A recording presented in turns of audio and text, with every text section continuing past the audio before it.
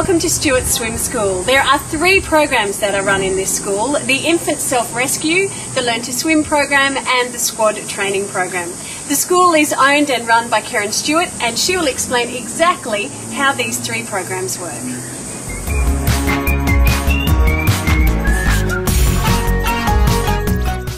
Let's talk about the Infant Self-Rescue. How do you actually do it? What happens with a child that you get for the first time? What are you teaching them? Well, when they come for the first time, we teach them, the first step is teaching them to go underwater and learning breath control.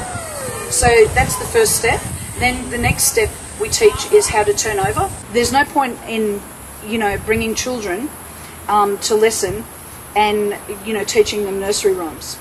I don't sit them on the edge and sing Humpty Dumpty or Twinkle Twinkle Little Star. There's no point.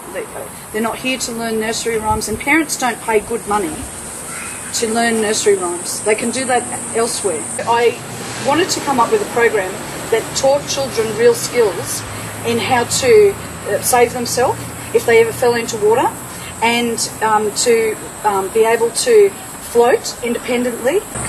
So what age children do you deal with? How young can you start? From 6 months. Can you save a child's life at 6 months? By teaching them if they fall into water, because a child that can crawl is at risk of drowning. Any child that can move is at risk of drowning. So if you can teach them to come into the water and roll over, at 6 months of age, a child can roll over on land. So there's no reason why they can't learn it in water. I have parents standing on the edge in tears at the fact that they'd been to lessons for 12 months and their child hadn't learned anything, and then come to me, and within 3 to 5 lessons they're floating by themselves.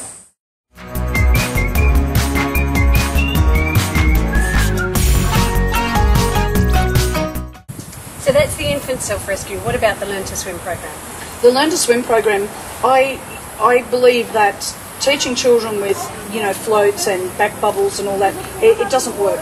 It prolongs the learning, and I don't want the learning to be prolonged. I want the children to be able to do the stroke correctly and proficiently without the aid of blow up things or anything like that. So, and to be able to do that, you need to teach them how to float in water and where their centre of buoyancy is, and that's the first step.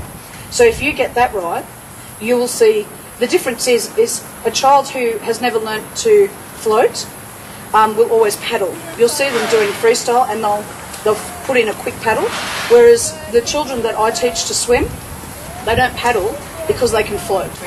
Within 10 weeks, I can usually teach a child who has never swum. I can teach them freestyle and backstroke, and they'll usually be doing at least 12 metres of good freestyle and good backstroke.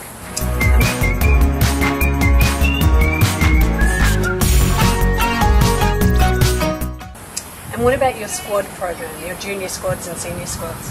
Well, I offer stroke correction, and we work on endurance, but we also, if you can't swim the stroke correctly, then you're behind the 8 ball. I tell the kids, a race is won on your start, your turn and your finish. Anything in between is a bonus. So if you can do the stroke correctly, and you can dive correctly and do turns and finish correctly, you become a winner. And through the children that I have taught, it shows. There's been a number of my children who have got to state, and before that, when they were with me, which sometimes is only 3 months prior, they could barely swim 25 metres, and suddenly 12 weeks later, they're going to state and they're performing with elite athletes. And what ages do you take kids from and to? Well, in the squad, it depends on their ability. My program is run on ability, not on age.